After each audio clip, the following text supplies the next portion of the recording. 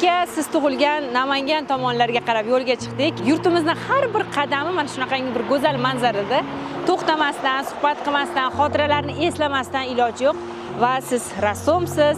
Bu manzaralarda yanada jonli muloqot, suhbat menimcha ayni vaqti bo'ladi, ayni muddao bo'ladi deb o'yladik. O'zi aslida Toshkentga o'qish uchun boraman, mashhur bo'lish uchun boraman deyshadi. Lekin siz Toshkentga kelib, o'zimni Namanganimda mashhur bo'laman deb qaytib ketgan ekansiz. Shunaqa. 1987-yil 10-sinf bitirib kelganman. Teatr va rassomchilik institutiga hujjat topshirmoqchi bo'lganman. Keyin kelib bu yerda qarasamki, rassomlar shunaqa ishlarni chizgan, haligi hujjat topshirgan kelgan endi abituriyentlar deylik. Shunaqa katta ishlar, juda chiroyli chizilgan. Men aytdim, bu yerga точно kira olmayman. Bu yoqqa meni kuchim yetmaydi deb o'zimga o'zim shunaqa past baho bergan ekanman-da. Keyin tog'am bilan keldim, aytdim, tog'a qaytdik, hozir hujjat topshirsak ham sharmanda bo'laman. Undan o'zimizda Namanganda badiiy grafika fakulteti bu yil ochilibdi. Rasm va chizmachilik o'qituvchisi bo'lar ekan. U yerda ham rassomchilikni o'rgatadi. Endi qaytib keta qolaylik. Hozir bu yerda vaqt o'tkazib topshirsam, kira olmasam, u yoqqa ham kira olmasam, 1 yil vaqtim ketib qoladi deganimizda qaytib ketganmiz. Vaholanki san'at maktabini, Namangandagi san'at maktabini qizil diplomga bitirganman. O'zimizning maktabni ham nima deydi, a'lo baholarga bitirganman. Qarangki, badiiy grafika fakultetiga, Namangandagi badiiy grafika fakultetiga imtiyozli ravishda imtihonsiz qabul qilinganman. Yillar o'tib boyaga qo'rquv, hadik o'zgardimi? Fikrlaringiz o'zgardimi? Shunaqa bo'ldiki, yillar o'tib badiiy grafika fakultetini bitirib, nima deydi, muvaffaqiyatli bitirib, uni ham qizil diplomlar bilan bitirib, keyin 92-yil oktyabr oyida to'yimiz bo'lgan bo'lsa, o'sha yanvar oyida 1-2 oydan keyin Toshkentga aspiranturaga yo'l olganman. San'atshunoslik ilmiy tadqiqot institutiga aspiranturaga o'qishga kirganman. Keyin bo'lsa yillar o'tib, o'sha aynan men qo'rqib, nima qilgan joylarga meni o'qituvchilikka taklif qilishdi. Bordim, ertaga studentlar bilan suhbatda bo'ldim. Qancha nima deydi, yangi tanishlar orttirdim. Keyin bilsam, u nima deydi, u qo'rquvlar bekorga ekan o'sha paytda. Agarda men topshirganda kirib ketar ekanman. O'sha paytda. Bu qo'rquv emas, Rustam aka, qaysidir ma'noda o'zingizning ijodingizga va o'sha maqsadlaringizga qo'yilgan, menimcha, siz tomonidan yuqori baho bo'lsa kerak va talab bo'lsa kerak deb o'ylayman. Shunaqa. Birinchi tog'am bilan kelganman dedingiz va to'yingizdan keyin 2 oydan keyin kinoyim bilan, Matlub opa bilan kelgansiz va bugun mana qarang, yillar o'tdi. Oz muddat emas, kichkina yillar emas, 4 ta farzandingiz, nevaralar va katta bir guruh, xalqimizning sevimli bir guruhi, o'sha havas guruhining otasi bu. Bugun mana muxlislaringiz bilan butun boshli telekanal va kameralar bilan o'zingizning qishlog'ingizga qaytyapsiz-da. Bu menimcha o'sha sizni o'sha kuchingizni, iste'dodingizni va yillar davomida qilingan mehnatlaringizning natijasi deb o'ylayman. Rahmat. Juda ham xursand bo'ldim. Bizni kamtarona mehnatimiz, bizni oilamizga e'tibor qilib nima qilganingizda, demak, shu mashhur odamlarning safiga qaysidir ma'noda qo'shilgan ekanman deb xursand ketdim. Va mashhurlarning ham sevimlilarida, Rustam aka, shular qatoridasiz. Rahmat. Bugun demak, o'zingiz bilan o'zingiz uchrashishga, xotiralarni eslashga, mayli yaxshi bo'lsin, mayli yomon bo'lsin, achchiq bo'lsin, tayyorsiz demak. Ketdik Namanganga qarab, yo'l oldik bo'lmasa. Marhamat. आवारा हूँ या गर्दिश में हूँ आसमान का तारा हूँ आवारा हूँ या गर्दिश में हूँ आसमान का तारा हूँ आवारा हूँ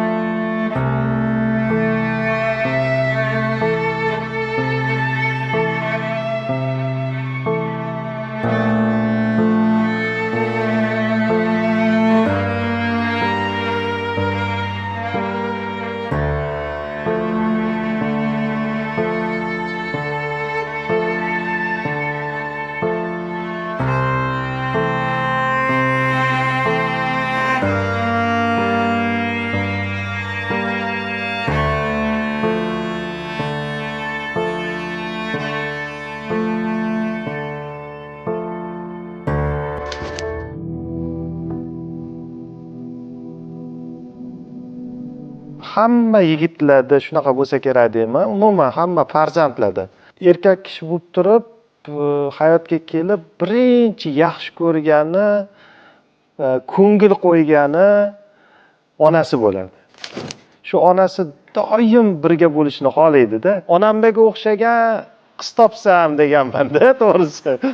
Tanlab mana Matlubani uchrashganman-da, shu yuz tuzilishi, ko'zlari, gaplari, haligi ko'ngil ko'tarishi yoki ozgina bir gaplashganda haligi nima deydi? Odamni birdaniga bular ham qaydandir qiziq gaplarni gapirib ko'ngilni ko'taradilar-da.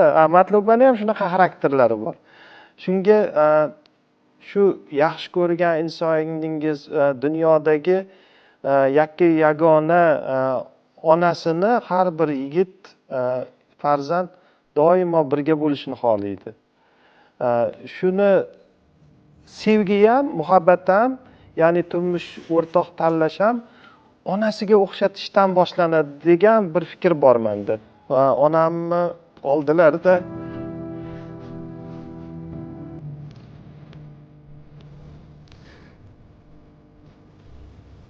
faqat bir narsaki, ko'p narsaga erishdik hayotda. Lekin sog'inchda yashadik.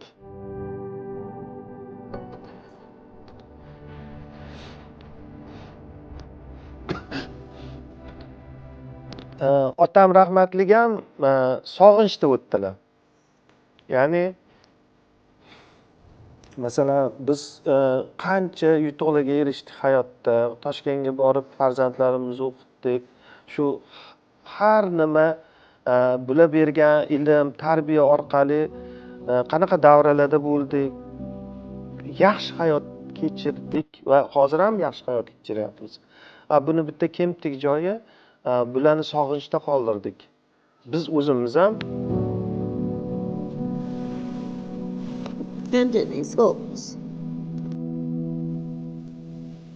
Allohga behisob shukrki, natijalar bor. Shundan taskin topaman. Bularga ham aytaman.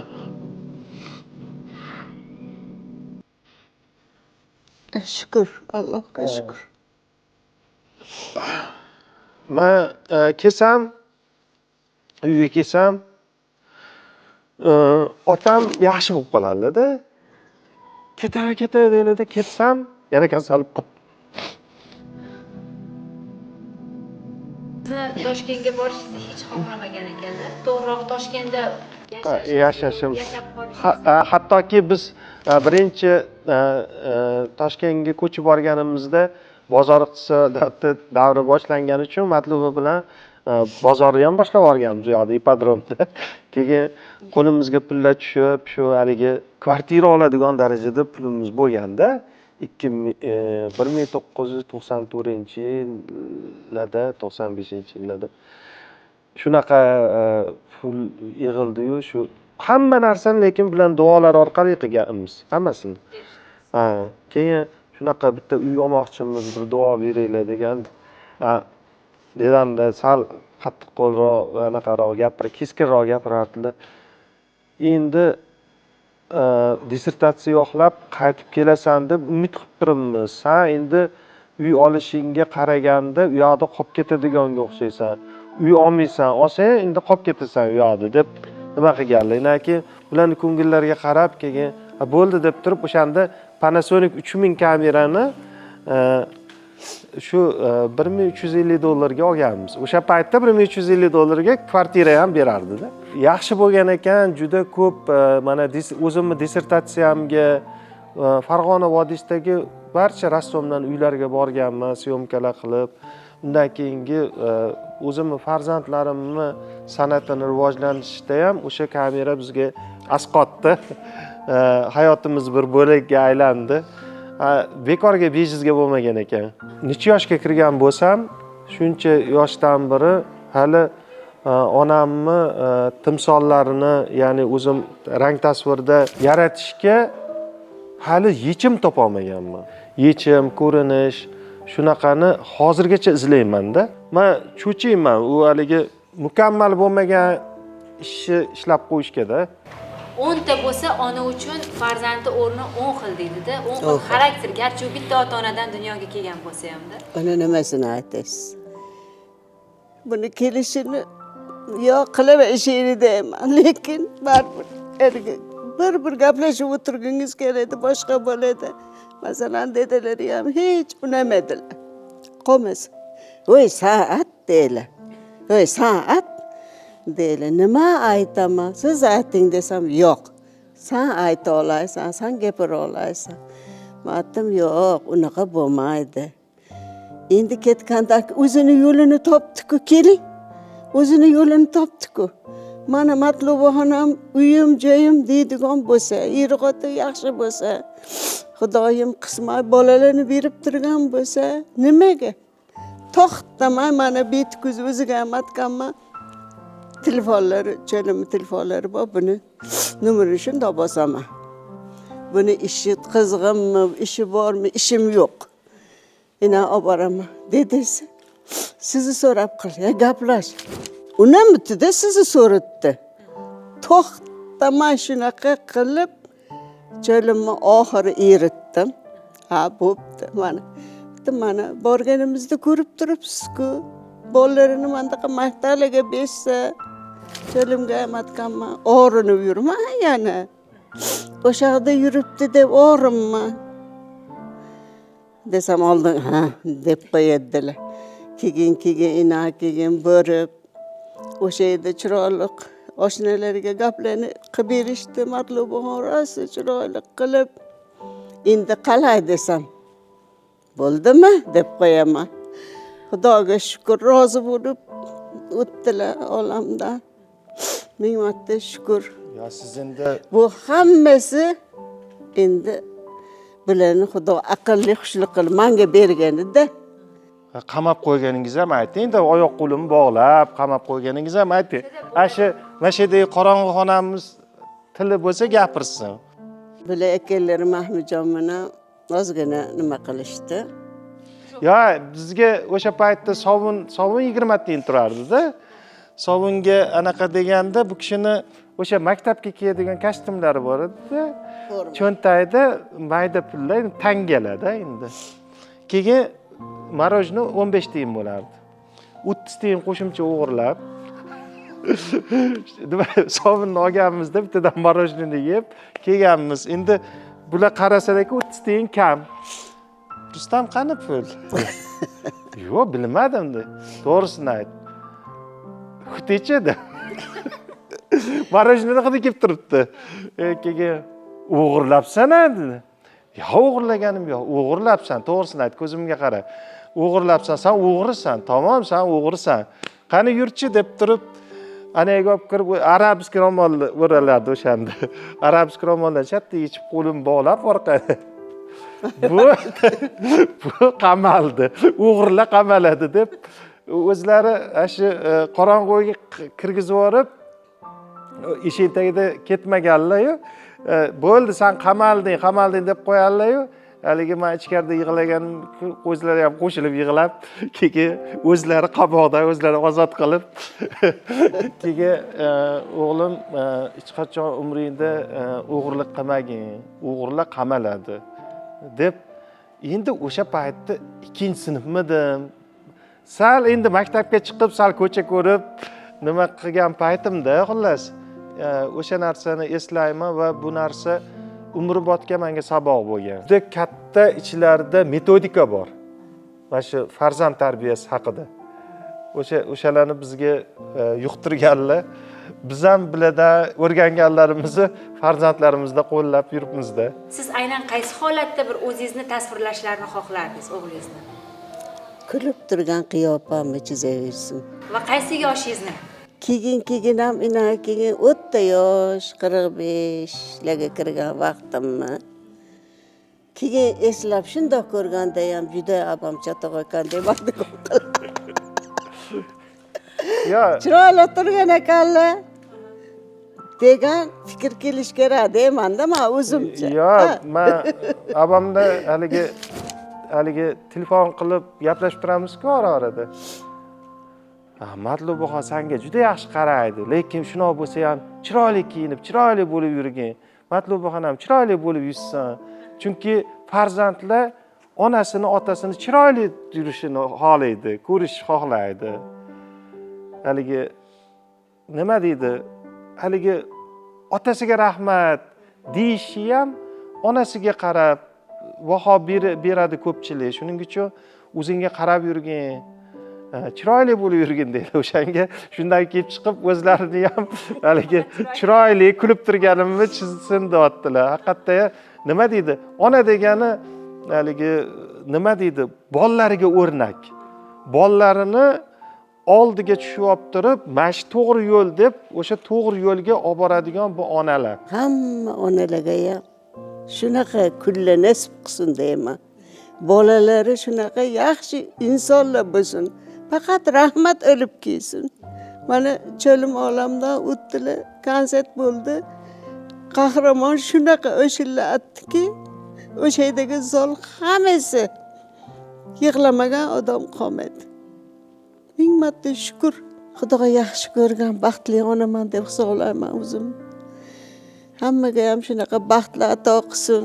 Shu otam o'lganlarida biz Xalqlar do'stligi san'at saroyida kuzga borib o'zi konsert belgilangan, o'sha joyda olingan, boshqa bular mart aprel oyida o'tib qoldilar. Shunda onamlar bosh turib, "Yo o'g'lim konsert qilaver." Rosa ham otang shuni xohlavdi dedi. Keyin shu konsertga bir hafta qolganda tushimda o'sha haligi qabristonda shu Tozim To'roy aka bilan meni san'at maktabiga 3-sinfligimda qabul qilib olganlar o'zlari. Shahar joyiga 10 hayotdan kelib bir qishloqli bola haligi qo'rqib, pisib, mana shunaqa bir qiynalib yurgan bir paytlarimda otalarday menga mehribon edilar. Har kuni "Rustamjon, yaxshi keldingizmi? Nima? Hech kim xafa qilmayaptimi? Bu bolamga yaxshi qarang. Bu bolam iqtidorli, uzoqdan keladi bu. Mana shahardan kelib o'qitganlardan buni farqi bor" deb doim gapirib, meni qo'llab-quvvatlab, hamma yutuqlarimga nima deydi, Moskvada bo'lgan konkurslarga yuborganlar. U yoqlarda birinchi o'rinlarni olib, Artekka, Pitovga to'g'irlab, o'sha Arteklarga borib kelganman shularning orqalaridan. Yosh o'quvchilarimdan hisoblanadilar.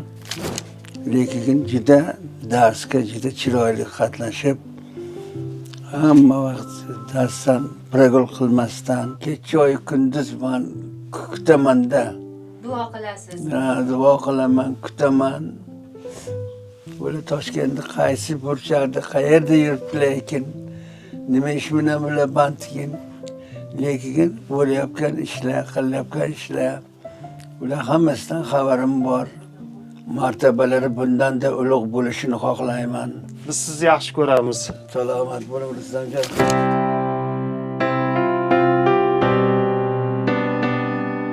Namangan viloyati Uch tumani O'nhayot qishlog'idagi 35-o'rta maktabga yetib keldik.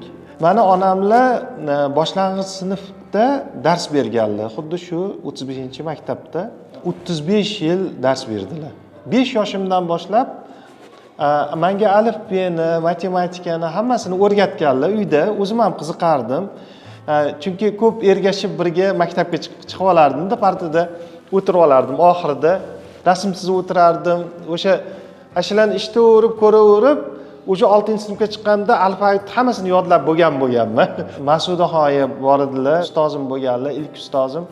Oxirgi betidan ochib bersalar ham o'qib berganman-da. Keyin, seni 2-sinfga qabul qilaylikmikin birdaniga, o'zi 6,5 yosh bo'lsang, o'zi olaylikmi, olmaylikmi deb turibmiz. Chunki hali yoshing ham yetmagan. deb, chunki men 9-fevral tug'ilganman, sentyabrda o'qishga qabul qilish kerak, 6,5 yosh qolganman-da.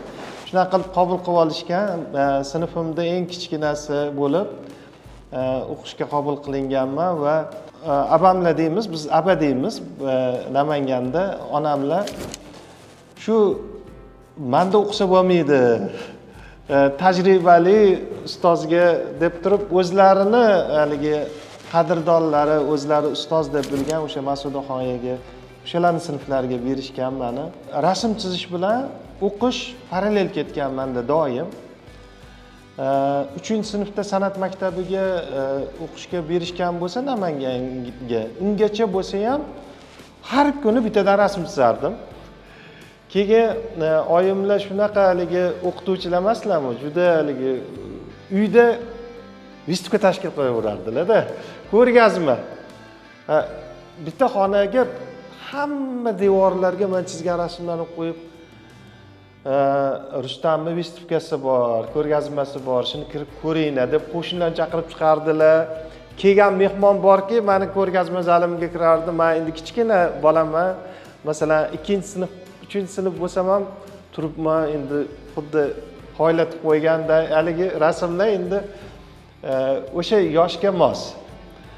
Hammalari ko'rib, qoyil qolib, mana shu mehmonlar kelib ko'radi, odamlar tag'in kelib ko'radi deb turib, yana ham mukammalroq chizishga harakat qilaverardim-da. Chunki onamlar boshlang'ich sinfda unda mana shu hozir hamma narsa pechatda chiqadi. Unda qo'lda chizilgan. O'sha alif b'larni ham qo'lda yozilardi. Masalan, tarvuzga T ketadi deb tarvuz rasmini chizib oldiga T deb yozilardi. Shunga rosa qiynalgandan ekanlarmi? Shu haligi birinchi Diloram opam tug'ilgan, keyin ikkinchisi o'g'il bo'ladi. O'g'il bo'lsa ham rassom bo'ladi. Rustam rassom deyishga oson bo'lsin deb turib, ismimni ham Rustam qo'yib, nima deydi? O'sha homiladorlik paytlarida o'zlari ko'pgina rasmlar chizganlar. Keyin kim kelsa, kim qarindosh urug'larga, opa-singillarga men o'g'il ko'raman, ismi Rustam bo'ladi, rassom bo'ladi deb hammaga maqtanib, hali tug'ilmagan, unda skrilinda ham bo'lmagan-ku oldindan o'g'il qizligini bilishga. Lekin u kishi shunaqa ishonch bilan aytgan ekanlarki, shu haligi kuni kelib 9-fevral kuni Navoiyni tug'ilgan. Navoiyni tug'ilgan kunida keyin o'g'il farzand ko'rib, ismi bilan tug'ilgan. Shu bilan o'yinchoqlarim ham shu qalam, plastilin, shu nimalar bo'lgan. Keyin shu 9-fevralda tug'ilganimni ishonsangiz har 3 kunda bir eslataverardilar-da. Rustam, qara, sen Navoiyning tug'ilgan kunida tug'ilgansan, demak, Navoiy bilan bog'liq tomoning bor. Sen agarda ikkichi bo'lsang, yaxshi o'qimasang, yaxshi rasm chizmasang, Alisher Navoiy rosa xafa bo'ladi senda, aytib qo'yay deb. Juda haligi bolalarcha nima qilardilar, xuddi meni shu Alisher Navoiy har kun kuzatib turganday, men O'qigansiz. Ha, shunaqa his qilganman-da, chunki onamlar har kuni xuddi Alisher Navoiy qo'shnimizday. Alisher Navoiyni esingdami? U buyuk anaqa bo'lgan, shoir bo'lgan. Sen bir kunda tug'ilgansan. Endi aytib qo'yay, uni yo 8-fevralga yo 10-fevralga almashtirib qo'yamiz bo'lmasa agarda. Shu haligi yaxshi o'qimasang deb nima qilardilar-da. Shu bilan keyin shu rasm chizib yurib, harakat qilib, keyin bu rasmlarimni dedamlar rahmatli bilan ishlagan, ular vrach bo'lib 3 kasalxonasida ishlaganlarda, Sveta opa degan opa kelib biznikiga haligi ko'rgazmani ko'rib qolganlar. Что ты, Гулям? Такой у тебя талант, этот ребенок. Что ты сидишь? deb shunaqa gapirardilar-da. Odamlar urushganday bo'lganda, nimani надо его отдать в школу профессиональный deb o'zicha uruschalab gapirgan narsa. Keyin hayron qolganman, bu odamni nima urushyapti, bu o'ris xotin debdi. Keyin davay deb turib, keyin shunday meni kiyintirishganda Namanganga olib borishgan. O'sha kunning o'zida. Yo bo'lmasa u xotin biznikiga nimadir ish bilan kelganda, keyin borganmiz. Tasviriy san'at, rassomchilikka shu darajada qiziqar ekanman, shu darajada hurmat qilar ekanmanki, hozirgacha esimda. San'at maktabiga kirdim. San'at maktabi haqiqatda chizilgan, vali bolalarning bir ikkita rasmi turibdi, boshqa san'at maktabida endi u. Kirdim, qaltirashimni hozirgacha eslayman. Shu darajada hayajonlanib qaltiraganman-da. Bolam, nimaga qaltirayapsan? ne bo'ysa shu ты боишься deb haligi nima direktor bilan ham xursandman, xursandchiligimdan ham tashqari o'sha hayajonmi juda endi meni shundoq joyga o'qishga berishyapti, men endi katta rassom bo'lib ketaman degan bir nima bo'lganda endi shu bilan keyin shu yerda o'qishni davom ettirdim. Mana shu 35-maktabda obedgacha, tushli paytigacha o'qigan bo'lsam, obeddan keyin u yoqqa ketardim. Kelganimdan keyin ikki tomonni vazifasini bajarishim kerak. Shu mana shunaqa bo'lib yoshligimiz o'tgandi.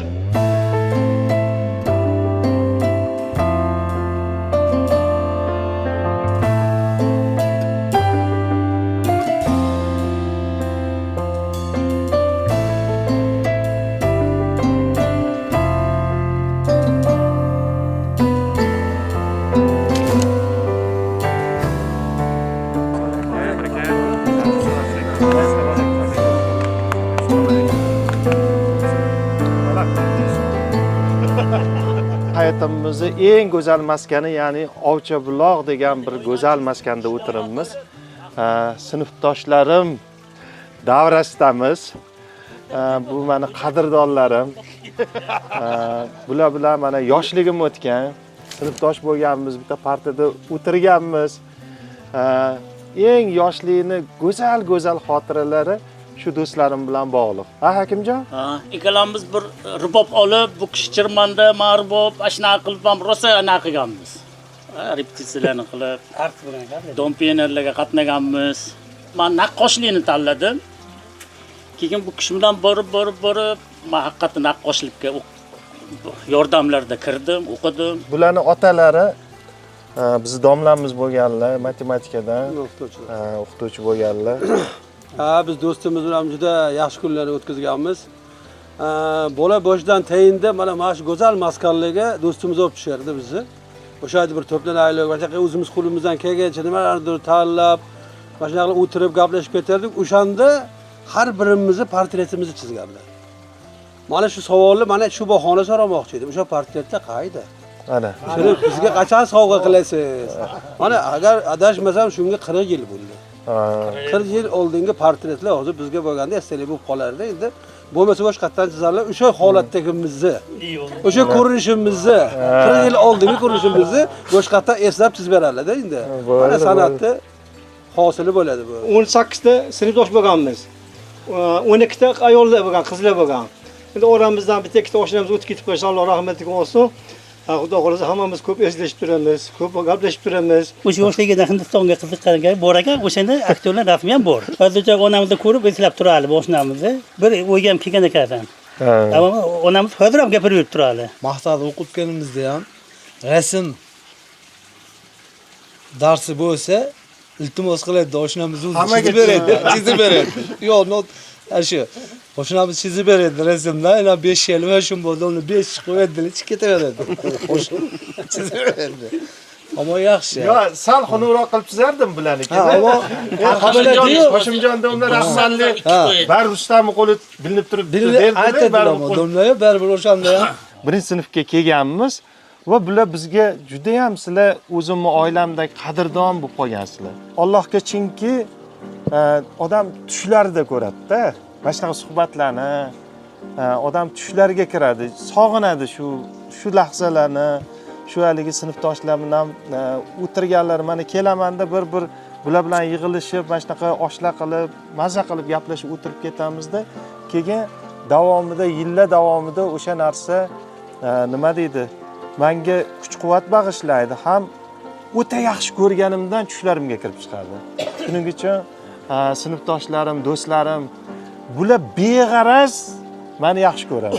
Beg'araz. Chunki doim yig'ilishda doim telefon qilishadi-da. Oshna seni esladik, seni duo qildik bu. Mana shu do'stlarim haqiqatda meni beg'araz duo qiladi, beg'araz eslaydi. Har qachon bo'lsa ham ko'zimizga tikka qarab, xursandchilik bilan bir-birimizga bag'rimizni ochamiz, to'g'rimi? Sinfdoshlar bor bo'linglar.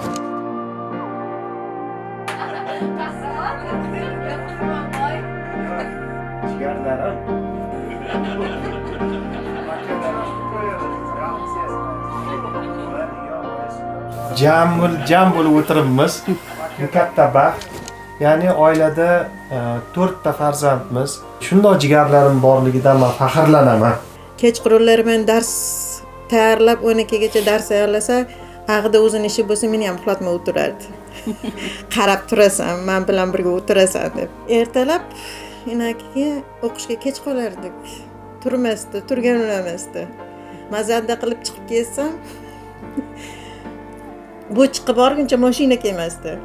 Keyin bu chiqib borardi, mashina kelardi, keyin ustiga birga ketardi. Men xafa bo'lib bunga gapirmasam qulog'imda kelib, ha deb buni askiyalarni gapirib, meni insga yetib borgunimizcha kayfiyatim ko'tarardi. Bir o'tirsa askiyalar to'xtamasdi. Dedomlar ha boshlani o'tirib. Askiyani boshlani dedilar-da. Rosaylik o'qib qo'yishlar, gaplarga juda usta shunaqa bo'lganlar. Ina rasm chizadilar, men turg'izib qo'yadilar, menda o'qib tur.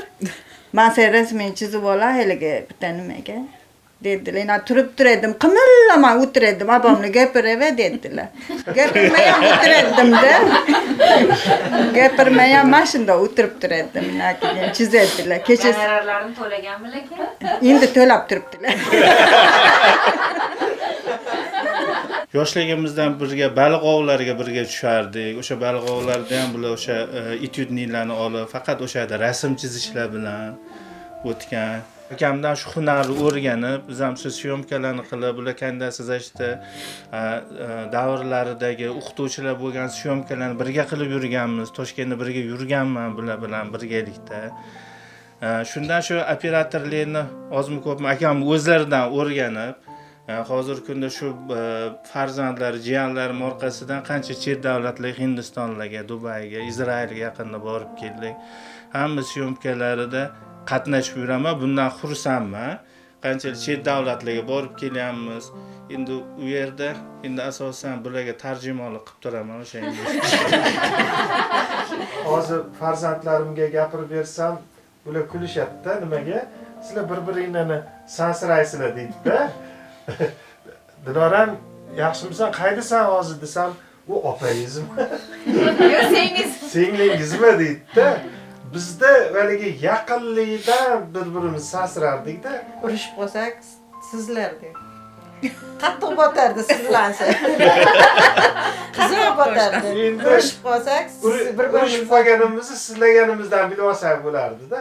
Sizlasham hali uyib oladigan sizlashda. Yaxshimisiz? Yaxshimisiz? Mana shu ish qilib qo'ysangiz bo'lardi, hadab yuravermasdan. Deyilsa, qattiq botardi. Voy, meni narsa qilib yomon ko'rdi. Sansiraman. Menga 92-yilda kelin bo'lgan bo'lsam, qaynotam rahmatlini ko'p eslayman-da. Yangi kelin bo'lib kelganimda katta korobkalarda bu yerda dori turardi-da. Endi qaynotamlar doktor bo'lganlar. Anaqa bu qishloqda emas, rayonda, bu yerdan ancha uzoqda, lekin hamma bu qishloqdagilar doktor deb kelishardi-da. Doktori kelini, doktorning o'g'li, qaynotamlarning xullas ismlari doktor edi. Uyimizda shunaqa ko'p doriligini ko'rib, men birinchi kelin bo'lib kelib, "Deda" deganman, otamiz deda derdik-da. Buncha dori ichish zarar-ku, endi men o'zimcha bir nimalarni bilib, buncha ko'p dori ichasizlar desam, "Voy qizim, bu dorilarni hammasini o'zimiz ichmaymiz. Buni qo'shni so'raydi, mahalla ko'y so'raydi, qanday shuruq, o'shalarga kerak bo'ladi-da" derdilar-da. Haqiqatan ham kimdir boshi og'rib qoladimi, nima bo'lsa ham doktor deb kelib dori olib chiqib ketishardi-da o'sha paytlar. Qizil moskvichlar bo'lardi qaynotamlarni. Keyin eshikni, darvozani zulpini tortib qo'ysam bir kun kechqurun, "Matlubaxon, yopmang, zulpini ochiq turaversin" dedi. "Voy, hamma kirdi" dedi. "Qulflaymiz-ku" desam, "Ochiq tursin, mana qo'shnilarnikida homilador bor. Kechasi mabodo haligi chiqib qolsa, bilmay qolmaylik kirib keladi. Ish qilib homilador deysizmi yo nima bo'lsa ham bir kasalmi, qishloqda doktor deb begi kelishardi-da."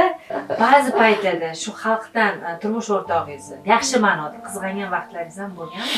E'tibor nuqtai nazaridan bo'lishi mumkin, vaqt nuqtai nazaridan bo'lishi mumkin. Albatta, shunaqa qizg'anaman, voy adasi deymanda, odam o'zi uchun ham yashash kerak-ku. Bo'ldi, endi katta bo'lib qoldik, bag'iga ehtiyot bo'lishimiz kerak. 50 dan oshdingiz, ishni ham to'xtating, bag'iga dam desam, endi u narsa qon bilan kirar ekanda odamga. Oxirigacha ketadi shekilli.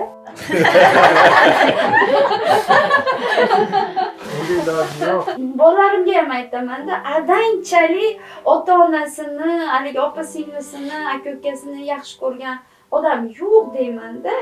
Mustafa aka, nimalar uchun Matluba opamga rahmat aytgan bo'lardingiz? Erkak kishining o'zi bosh egishi va tan olishi qiyin aslida. Lekin sizdagi mard insonlar baribir tan oladi deb o'ylayman. Tashqarida kuzatib o'zimni rahmim kelib ketadi. Ya'ni haligi nima deydi? Oddiy har kun bo'ladigan hayotimizda haligi boshqalarni hayotida bo'lmaydigan ishlar bor. Ya'ni birga o'tirib ovqatlanmaslik, bu uxlayotganda kecha soat 3-4 da keyin men uxlashim. Mana shunaqa shu yillarda masalan necha yil birga yashagan bo'lsak, hozir 33 yil shunaqa yashalgan bo'lsa, hozirgacha davom etyapti. Shunga sabr bardosh berib, kechqurunlarni ham masalan shuna yotamanda bir narsa hayolimga kelib qolsa, shatta turib chiqib ketaman-da. Chunki o'sha ishni qilishim kerak. Oldinlar ozgina xafa bo'lgan, boshqa bo'lgan, keyin uje bo'ldi, bu odamni bo'lari shu ekan.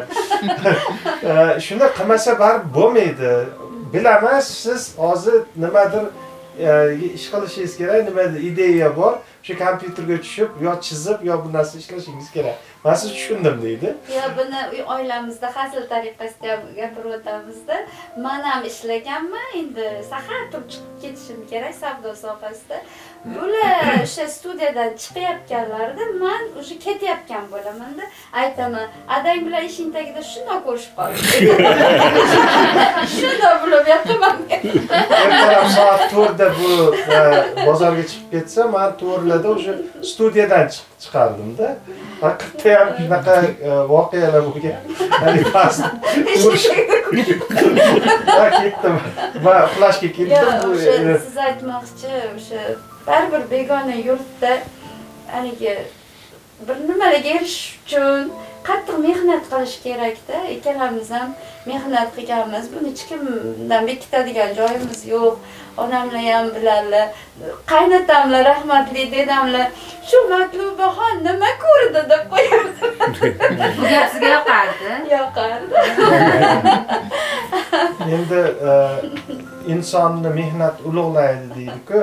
Faqat shu tahsinga sazovor, ya'ni mehnatkashligi. Shu oilam, bolam, chaqam deb keyin bizni fikrlarimiz, bizni ijodimizni chegarasi yo'q. Biz oladigan narsalar, bizga kerak bo'ladigan narsalarni ham chegarasi yo'q. Ashlarni hammasini joy-joyiga qo'yib, rozi bo'lib, chunki mana yangi uyga hovli olganimizda ham bu chiroyli oshxonali uy xohlaydi, biz studiya xohlaymiz. Shu bilan mayli studiya quraveringlar. Menga oshxona. Haligacha u oshxonam yo'q. Ishonasizmi? U qachondir orzu qilganimizda qahramon mayli bo'lib qolar bu ham. Endi hayot shunisi bilan go'zal ekanda, endi mehnat deyiladi-yu, o'zimiz yaxshi ko'rmasak qilmaymiz-ku, to'g'rimi? Otam qattiqroq, ko'proq disiplinaga e'tibor beradilar. Darslarimiz o'sha yoshligimizda eslaydigan bo'lsak, vaqtida bajarishiga yoki bir joyga bir vaqtida borish kerakligiga o'rgatganlar. Onam yumshoqroq. Endi adamni qattiq qo'l deb nima deydi, bunaqa zolim ota deya olmayman. Chunki dendim bo'lgan, Sega bo'lgan, PlayStationlarim bo'lgan. O'zlari berganlar shu narsalarni. Ertalabda ba'zida uyg'otib o'sha ketdik bozorga tushamiz dedilar-da, o'shanda keyin o'sha kompyuterga yoki o'sha PlayStationimga o'yinlar berardilar. Lekin hamma darslarim 5 bo'lishiga qattiq e'tibor berardilar. Ustozlarim ham sal to'g'ri uchga ketib tushadigan bo'lsa, dars qilmayapti o'g'lingiz deb telefon qilib, mana shunaqa ustozlarim ham qattiq qo'l bo'lgan, otam ham bir tarafdan. Turmush farzand bo'lganim uchun tajriba quyonchasi sifatida hamma ilmlarni bizga sarflashgan. Keyin buni ham eshitganmanki, keyinchalik shu oyim aytib berganlar, rahmatli dodam shunaqa deyishgan ekan bularga, sen birinchi farzandingga qattiq qara Rustam deb gapirgan ekanlar rahmatli dodam. Keyin bu qolganlarni tortib ketadi deb. Keyin haqiqatda shunaqa bo'lgan. Ha, men tortib ketganman. Shunaqa. Lekin menga qattiqqo'llik qilmaganlar, adajonim ham, ayajonim ham. Dunyodagi eng mehribon adajon mana adajonimlar. Ishonasizmi, shunaqa endi bab o'g'il bolalar akam. Menga shunaqa mehribonlar haligacha yashirib pul beradilar. Menga ham. Menda yashirib. Puldan tashqari mehr beradilar. Turmushga chiqib ketib, 3 ta farzandli bo'lishimga qaramasdan har uyga kelib ketganda peshonamdan o'pib qo'yadilar. Jonim qizim deydilar. Ovqatlandingmi? Ahvoling yaxshimi? Siq kiyinib yurgan deb juda mehribonlar. Bunaqa otam borligidan faxrlanaman. Ham bo'y bastlari yoqadi adajonimni. Bo'ylari baland, chiroylilar. Ayajonim chiroyli qarab yuradilar. Zo'r kiyinib yuradilar. Yaxshi ko'raman. Rosa ham shunaqa, xudo xolisa o'g'lim bo'lsa adajonimga o'xshasin. Inshaalloh. Darslarni yana ham chiroyli qilish maqsadida hozir adam bilan sportni boshlaganmiz. Nihoyat ko'ndirdimda. O'zim 2 yilcha chiqib, rezultatlarni sal ko'rsatib, foydasi borligini isbotlab, mana endi 3 oymi, 4 oy bo'ldi. Yo, trenerim nima debdi? Siz rosa chiroyli odam ekansiz. Siz shunchaki tikka yuring, bo'yingizdan uyalmaysiz. Mana bunaqa yuribsiz, tikka yuring, qarang qanaqa chiroylisiz. Adang tikka yursalar ish kim qiladi? Kompyuterda chik-chirik. Mani adajonim dunyodagi eng zo'r adalar. Juda ham yaxshi ko'raman. Yig'laman.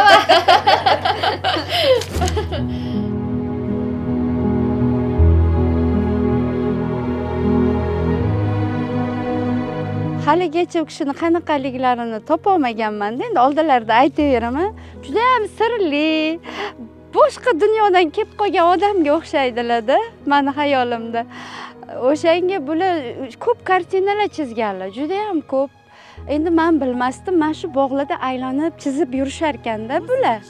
Ha, mana shu bizning qishlog'imiz Qandiyon degan bog'. Bu yerda bizni qarindoshimiz borlar, Zafar aka, bularni juda ham qalin do'stlari. Alloh rahmat qilsin, olamdan o'tib ketdilar. Shu Zafar akamiz bilan bular shu bog'larni aylanib rosa rasm chizishar ekan. Qarangda, haligi hayot qiziqligini. Men institutda o'qiyotganimda rasmlarga qiziqaman, umuman san'atga qiziqqanim uchun har xil ko'rgazmalarga chiqib ko'rardim-da. Bularni chizgan kartinalarini endi studentlarnikining ichida eng zo'ri bo'lganiga tekshirib ko'rib, bu nima deb hamma kartinalarni ko'rib yurganimda bir kartina o'ziga tortgan. Unda tandir surati bor edi. Orqasida chiroyli manzara, yana qalin qor yoqqan payti chizilganda. Tandirni qor ko'mib qolgan. Bu bizni tandirimiz-ku deyman-da, lekin bu qanaqa qilib Namanganda haligi выставкада turibdi. Keyin men bilan chaqirganman, kim buni chizgan, ijodkori kim desam bilan ko'rsatishdiki, "Men shu tandirni qaydan chizgansiz?" dedim. "Bu bizni tandirimiz" deb shundan tanishib qolganmiz ikkalamiz. O'sha tandir sabab bo'lgan desa ham bo'ladi. Zafar og'aynim bilan tanishganimdan keyin mana shu bog'larni ko'rdim. Ya'ni Namanganni go'zalligini o'zim ham bilaman, boshqa joylarni ko'rganman, lekin bular shu qishloqda. Matlubi ham shu qishloqda.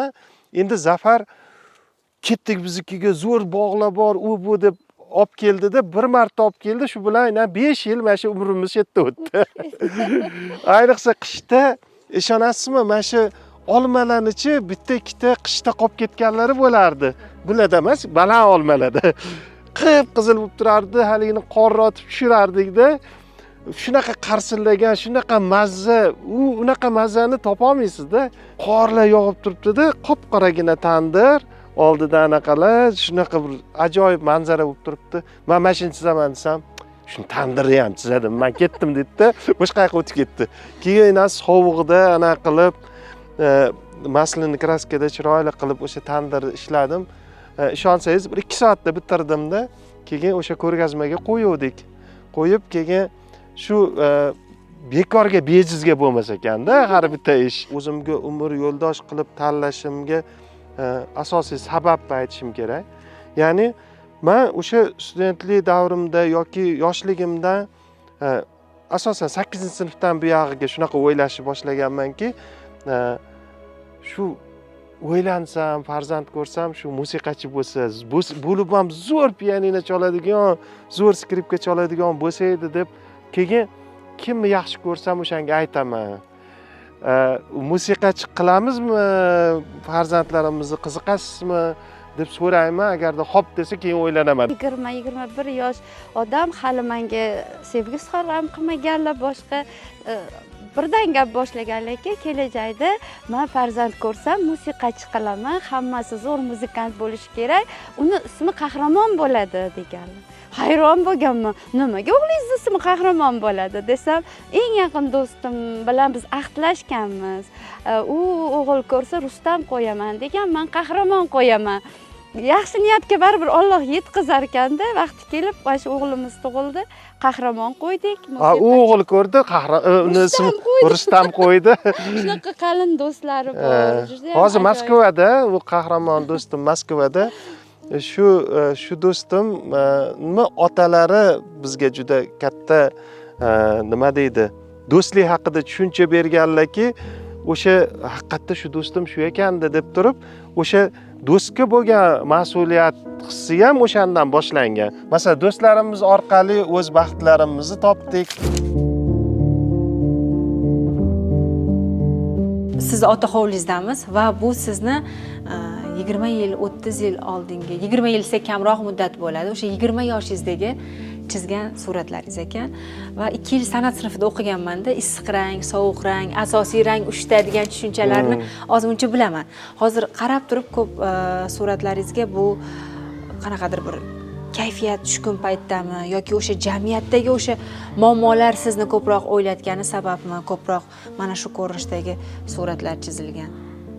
20 yoshdagi bola uchun bunday mavzular og'irlik qilmaganmi o'sha vaqtlarda?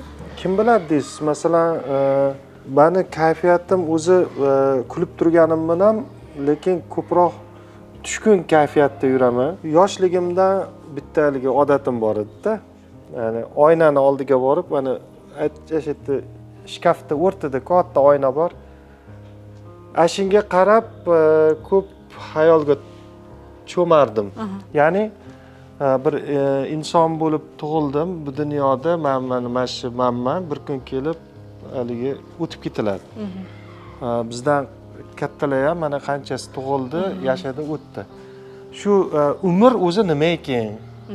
Inson o'zi qanaqa yaralgan ekan, nima uchun yaraldik, qanaqa shu haligi hayotda umri juda tez o'tib ketishini bilmadim, gidetda 15 yoshligimda anglaganman. Juda erta emasmi bu? Kim biladi deysiz? Kartinalar o'sha paytda yo'q, o'sha bo'g'iq bo'lgan. Qandaydir bilasizmi, haligi shunaqa tushunchaki loy. Ya'ni biz o'zimiz tuproqdan, loydan yaralganmiz va loyga qaytamiz va bu kartinalar ham hayotni, umri, davrlarning orasida, ichida hech nima emas, yo'q narsa, bir loydan qilingan, ertaga yo'qib ketadigan narsalar. Bugun hayotni qanday ranglarda ko'ryapsiz? Hozir ham pozitsiya o'zgarmagan. O'sha qolgan, yana ham haligi tuproqqa yaqinroq, yana ham loyga yaqinroq ranglardan foydalanish hozir ham men tabiatimda bor. Ming harakat qilay, uni bundoq ko'rsam ham o'sha narsa menga yoqmaydi-da, haligi yorqin ranglar, mana shunaqalar yoqmaydi. Xuddi hayotdan uzoqlashib ketganga o'xshayman. Nima deydi? Haqiqatdan uzoqlashib ketganga o'xshayman. Ya'ni o'zimizni ojizligimizdan uzoqlashib ketganda biz yarqiraganmiz, doim turamiz, doim yo'q.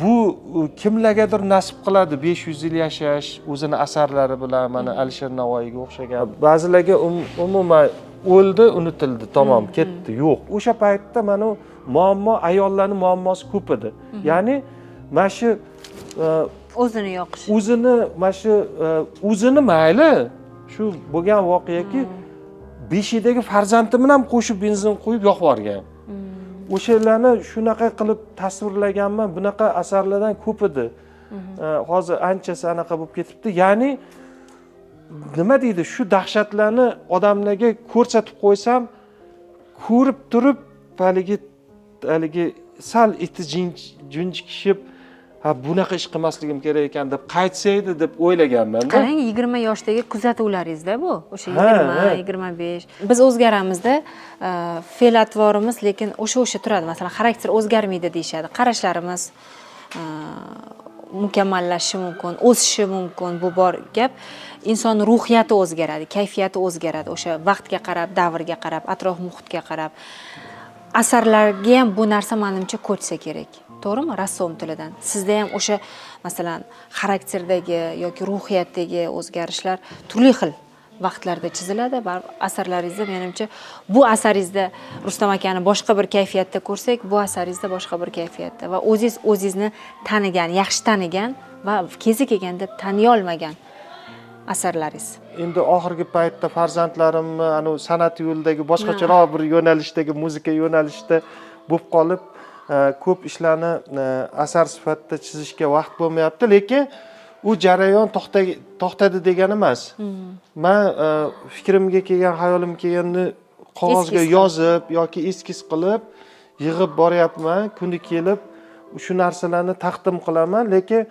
xursandmanki mana shu o'sha paytdagi mani hayotga qarashim yanayam mukammallashib boryapti birinchi sotilgan asaringiz esingizda bormi yo uni kimgadir hadya qilgandirsiz yo'q umuman man hayotimda kartina sotmaganman buni o'zingiz xohlamaganmisiz o'zim xohlamaganman pul beradiganlar chiqqan ayniqsa Yulduz Usmonovani qo'shiqlariga 40 ta kartina ishlab 2003-2006 yillarda o'sha Xalqlar do'stligi san'at saroyida unda 30 kunlab konsert berardilar-ku.